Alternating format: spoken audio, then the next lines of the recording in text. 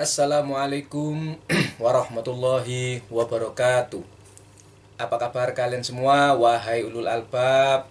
Semoga kita semua selalu dalam lindungan dan rahmat Allah Subhanahu wa taala. Amin ya rabbal alamin. Oke, Bos. Buku apa yang telah kalian baca hari ini? Atau buku apa yang telah kalian dapatkan dari video rekomendasi yang telah saya berikan? Oke? Jangan lupa untuk membaca satu buku dalam satu hari. Oke? Rekomendasi buku kali ini masih mengenai Jalaluddin Rumi. Ini adalah buku tentang Jalaluddin Rumi yang terakhir yang saya miliki, Bos. Yaitu sebuah buku yang berjudul Struktur dan Makna Matsnawi Rumi. Ya, buku ini ditulis oleh Sayyid G. Safavi, diterjemahkan oleh Andi Nurbaiti, Isma Sukoto, dan Zainul Am ya. Diterbitkan oleh Mizan Kota Jakarta tahun 2016 bulan Maret. Cetakan pertama dengan nomor ISBN 978 garis-min 979 garis-min 433 garis-min 929 garis-min 9. Ukuran bukunya tidak tertulis ya di dalam data atau informasi buku, sedangkan halaman atau jumlah halamannya adalah 314 halaman. Seperti biasa, saya akan membacakan tulisan yang ada di belakang cover buku ini, yaitu sebagai berikut. Matsnawi diakui sebagai salah satu puisi sufi teragung di sepanjang sejarah Islam. Bahkan mungkin salah satu puisi mistik besar dalam sejarah peradaban dunia. Jami, seorang sufi penyair Persia terkemuka, menyanjung Matsnawi sebagai dalam tanda kutip Al-Quran dalam bahasa Persia lantaran isinya lebih merupakan tafsir sufistik atas kitab Islam tersebut. Namun, di tangan Rumi, dalam tanda kutip tafsir Al-Quran ini disajikan dalam bentuk puisi yang padat makna, karya simbol dan elok rupa sehingga dapat dinikmati dan diapresiasi bukan hanya oleh kalangan muslim, tetapi juga siapapun yang hendak mereguk cahaya kebenaran dan keindahan universal. Tidak mengherankan, dengan ekspresi estetik ini, Matsnawi juga puisi-puisi Rumi yang lain sering menjadi titik masuk dalam kurung entry point yang sangat populer bagi Islam untuk dapat dikenali dan diapresiasi oleh kalangan manapun, dari berbagai agama, ras, dan bangsa. Sedemikian populernya hingga karya-karya Rumi sering dipentaskan di panggung modern di barat dan namanya dikenal sebagai seorang sufi penyair Islam terkemuka di seluruh dunia. Lalu di sini ada tulisan dari Syed Hussein Nasir, seorang pakar tasawuf dan filsafat Islam, ya panjang. Kalian nanti kalau sudah mendapatkan buku ini, kalian baca sendiri karena panjang, Bos. Agak sariawan. Ya. Ada yang menarik ya dari tulisan yang ada di belakang cover tadi, yaitu Jami ya, Jami. Jami itu adalah seorang sufi Persia terkemuka. Beliau ini menyanjung kitab Matsnawi ini sebagai dalam tanda petik Al-Quran dalam bahasa Persia. Kenapa demikian? Karena isi Matsnawi itu lebih merupakan tafsir sufistik atas kitab suci Islam tersebut, yaitu Al-Quran. Ya. Jika Anda sudah mendapatkan atau membeli buku yang telah saya rekomendasikan kepada kalian, yaitu buku ini, ya, kitab-kitab kisah-kisah pencerahan sufi karya Mufidul Khoir, ya, dimana sudah pernah saya bikinkan video rekomendasinya, dan di dalam video tersebut saya mengutipkan 5 kutipan. Salah satu kutipannya adalah Jalaluddin Rumi adalah seorang sufi yang handal pada masanya. Beliau adalah ulama yang luas ilmunya, mulai dari tafsir Al-Quran, hadis, usuluddin, fikih, tasawuf, dan sastra Arab. Jadi jika ada seseorang, ya, apalagi beliau adalah seorang sufi penyair Persia terkemuka, mengatakan bahwa kitab Matsnawi ini adalah tafsir sufistik atas Al-Quran. Meskipun tidak tafsiran 30 juz, bos. Jika kalian sudah membaca ini tentu tidak 30 juz. Tapi memang ada tafsir-tafsir dari Al-Quran seperti kisah Nabi Adam dan kisah iblis. Seperti nanti yang akan saya kutipkan, bos. Ya. Jadi memang Jalaluddin Rumi ini adalah seorang ulama, bukan hanya penyair, bos. Beliau itu seorang ahli tafsir, ahli hadis, ahli fikih, lalu ahli usuluddin, seorang tasawuf, dan ahli dalam sastra Arab. Jika kalian telah mendapatkan buku-buku yang saya rekomendasikan tentang Jalaluddin Rumi ini, jika kalian ingin meneladani beliau, maka kalian akan membaca kitab-kitab tafsir, ya, tafsir Al-Quran. Kalian akan membaca kitab-kitab hadis, bukan malah anti hadis. Syukur-syukur jika mempunyai hadis sekaligus asbabul wurudnya. Lalu kalian akan belajar lagi atau membaca lagi buku-buku fikih. Syukur-syukur kalian itu mau membaca kitab atau buku-buku fikih perbandingan mazhab, seperti yang telah pernah saya rekomendasikan. Seperti mana ya bukunya, di sini kok. Imam Fikih 9 Mazhab, pernah saya rekomendasikan bukunya. Terus kitab fikih karya Ibnu Rus atau Averus yang telah diterjemahkan ke dalam bahasa Indonesia. Kitab Bidayatul Mujtahid itu juga pernah saya rekomendasikan. Lalu saya pernah merekomendasikan kepada kalian buku-buku sejarah para imam mazhab, mulai imam mazhab yang 4, lalu imam mazhab yang 5, ya, ditambahi dengan Imam Ja'far, lalu 9 imam mazhab, ada Ibnu Hazm, dan lain sebagainya. Gitu, bos. Jadi jangan nanggung-nanggung, ya, kalau kita itu ingin meneladani Jalaluddin Rumi. Karena ada sebagian kawan saya itu yang meneladani spiritual Jalaluddin Rumi itu, mereka anti fikih dan anti hadis. Kenapa demikian? Ya karena mereka tidak mau baca, bos. Oleh karena itu saya membuat channel ini itu agar masyarakat Indonesia itu mau membaca. Itu, bos. Jadi fokus saya itu kita itu agar mau meneladani Al-Quran, khususnya wahyu pertama yang diterima oleh baginda Nabi Muhammad SAW, yaitu perintah Iqra, bacalah, membaca. Itu wahyu pertama loh, bos. Mosok ya kita nggak mau. Itu termasuk sunnah Nabi loh, bos, yaitu membaca. Nanti akan saya rekomendasikan buku sejarah-sejarah ulama Indonesia, di mana mereka pun tuh hobinya baca, bos. Dan salah satu ulama besar kita itu memiliki ruang tersendiri, perpustakaan pribadi, di mana bukunya itu lebih banyak daripada perpustakaan Indonesia kala itu.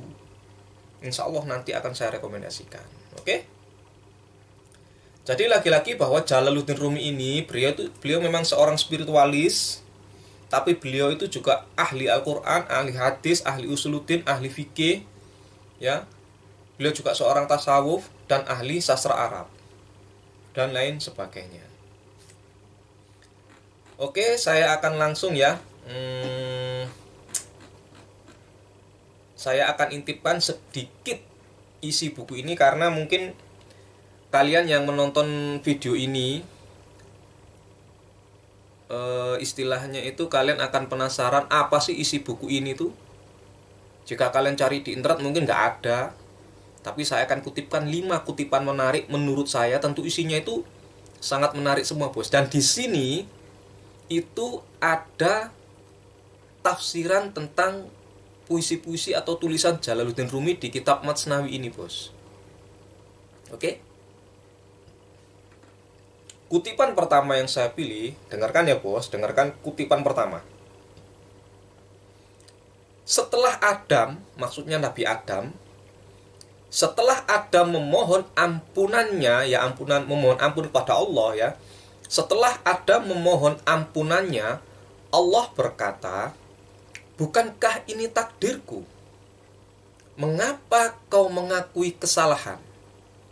Adam berkata, "Aku takut, jadi aku tetap menghormatimu." Jadi di dalam buku ini, di kitab Matsnawi yang telah diterjemahkan ke dalam bahasa Indonesia ini, ada tulisan Jalaluddin Rumi, yaitu setelah Adam memohon ampunannya, Allah berkata, "Bukankah ini takdirku? Mengapa kau mengakui kesalahan?" Adam berkata, "Aku takut, jadi aku tetap menghormatimu." Tentu penjelasannya itu ada di dalam buku ini bos. Penjelasannya itu sangat menarik sekali. Jadi bagi kita yang merasa semua ini takdir Allah, lah kita hidup ini sebagai wayang, kita tidak punya kehendak bebas bos. Anda keliru. Saya katakan di sini Anda keliru bos. Kehendak bebas Anda itu juga takdir Allah. Kita merubah takdir itu juga termasuk takdir Allah. Besok kita mau merubah takdir. Takdir apa yang kita rubah? Kehidupan kita yang mungkin saat ini kita miskin, kita mau rubah kaya dengan cara bekerja dan lain sebagainya. Itu termasuk takdir Allah. Anda diam, kita diam, itu takdir Allah. Kita bergerak, kita istikharah, itu termasuk takdir Allah. Diam dan gerak kita semuanya takdir Allah. Semuanya telah dicatat oleh Allah. Kita merubah takdir itu bukan merubah takdir bos. Kita memilih takdir. Itu bos. Jadi buku ini tuh sangat menarik. Jadi kisah Adam yang memohon ampun, mengakui kesalahan, di mana dikatakan oleh Allah, "Loh Adam, kamu kowe ngapain minta ampun kepada aku? Lah wong kan sudah tak tulis. Wong aku sutradaranya," kata Allah. "Skenarionya sudah kukasih ke kamu." Tetapi Adam dengan tawaduk mengatakan, "Duh, saya ini takut. Jadi saya itu tetap menghormatimu, wahai Tuhan yang Maha Kuasa lagi Maha Perkasa." Loh, cak itu tafsirannya? Bukan bos. Itu komentar saya yang awam dan bodoh ini. Tafsirannya tentu ada di buku ini. Penjelasan panjangnya tentu ada di buku ini. Kalian baca sendiri. Sekali lagi lo cak, kok disuruh baca, kok disuruh beli. Lah niatan saya itu kan memang mengajak anda semua itu membaca bos. Itu. Nah kalau saya ngajak orang baca, saya nggak baca ya piye. Tetap meskipun saya nggak baca, tetap saya akan ngajak anda baca. Karena membaca itu bisa membawa manfaat bagi diri kita. Oke ya, untuk kutip keterangan utuhnya atau kalimat lengkapnya itu ada di dalam buku ini, dan tentang penafsirannya juga ada di dalam buku ini. Ini sangat menarik bos bukunya, sangat menarik. Saya katakan sangat menarik. Beli buku ini dan saya jamin Anda tidak seperti membeli kucing dalam karung, karena saya sudah baca buku ini bos. Oke. Kutipan kedua yang saya pilih di dalam buku ini, di dalam kitab ini, Jalaluddin Rumi menuliskan, "Adam, kau tidak tahu tentang misteri batin.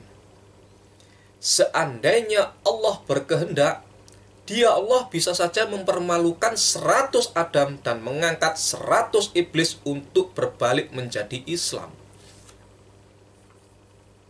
Renungkan bos ya, renungkan kutipan tadi. Tentu penjelasannya lebih menarik bos. Saya ambil kutipannya yang bikin kalian penasaran, bikin kalian segera mendapatkan buku ini. Jalaluddin Rumi menuliskan, Adam, kau tidak tahu tentang misteri batin. Seandainya Allah berkehendak, Dia bisa saja mempermalukan 100 Adam dan mengangkat 100 iblis untuk berbalik menjadi Islam. Ini penjelasannya gimana, Cak? Tulisan panjangnya gimana, Cak? Please bacain semua, bos. Nggak boleh bacain semua. Kita harus menghargai Jalaluddin Rumi. Kita harus menghargai mereka-mereka yang telah menerbitkan buku ini, telah menerjemahkan buku ini, bos. Oleh karena itu ada yang namanya hukum hak cipta. Saya ngutip ini supaya kalian penasaran, supaya Anda semua mau mendapatkan buku ini, mau membeli buku ini, mau membaca buku ini dari halaman awal sampai halaman akhir. Komentar saya yang awam bahwa kita sebagai manusia nggak usah sombong. Jangan sombong, bos. Karena Allah bisa saja istilahnya itu mempermalukan kita sebagai manusia, dan bisa saja Allah itu mengangkat 100 iblis bahkan miliaran iblis untuk berbalik menjadi Islam, karena Allah Maha Kuasa, bos.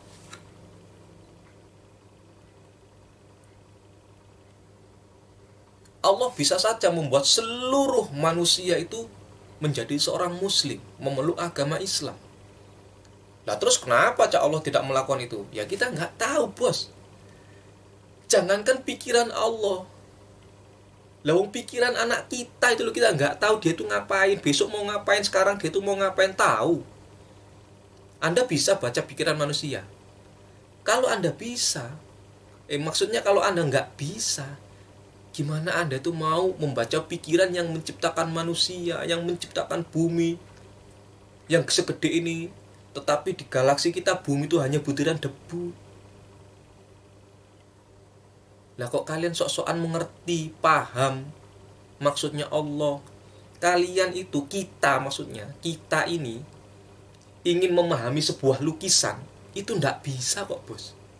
Kecuali sang pelukis itu memberitahu kita, oh lukisan itu maksudnya begini, saya melukis lukisan itu saat hati saya begini dan lain sebagainya. Sama para nabi dan rasul itu, kalau Allah tidak memberitahu, mereka itu juga nggak tahu, bos.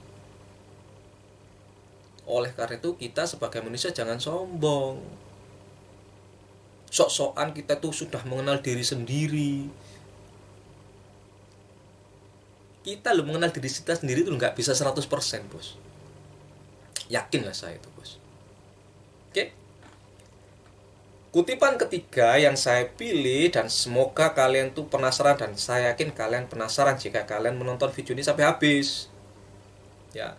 Jalaluddin Rumi menuliskan, mudah saja menghancurkan sebuah berhala fisik, tetapi menghancurkan berhala diri tidak pernah mudah. Jika kalian itu ya yang sukanya menghancurkan patung, ya kan, ada patung besar ditutupi kain, gampang, bos. Apalagi jika kalian punya kekuasaan, gampang. Tetapi kata Jalaluddin Rumi, menghancurkan berhala di dalam diri kita sendiri itu tidak pernah mudah, bos. Jika kalian telah mana bukunya? Saya taruh sana, bos. 2 buku yang disusun oleh Haidar Bakir, tetapi tidak saya kutipkan di video tersebut. Di dalam buku tersebut ada, bos, yang menuliskan bahwa mengenai berhala. Coba saya cari. Saya pernah nulis di Facebook soalnya, bos. Kalau saya tidak salah ingat ya. Sebentar. Mana ya, bos?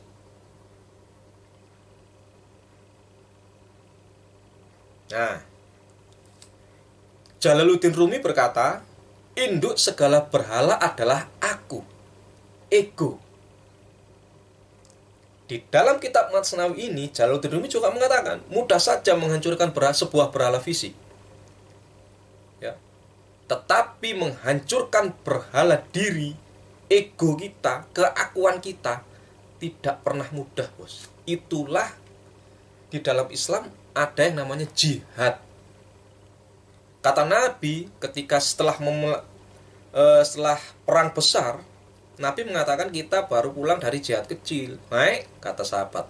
Lah kok bisa mas bro? Perang sakmono gedene, wah paten-patenan, bunuh-bunuhan, taruhannya nyawa, lah kok jihad kecil? Kata Nabi, oh jihad yang paling besar itu melawan hawa nafsu, melawan ego kita, keakuan kita. Itulah jihad besar, bos. Nabi Ibrahim gampang menghancurkan berhalanya Raja Namrud. Berapa berhala yang dihancurkan Nabi Ibrahim?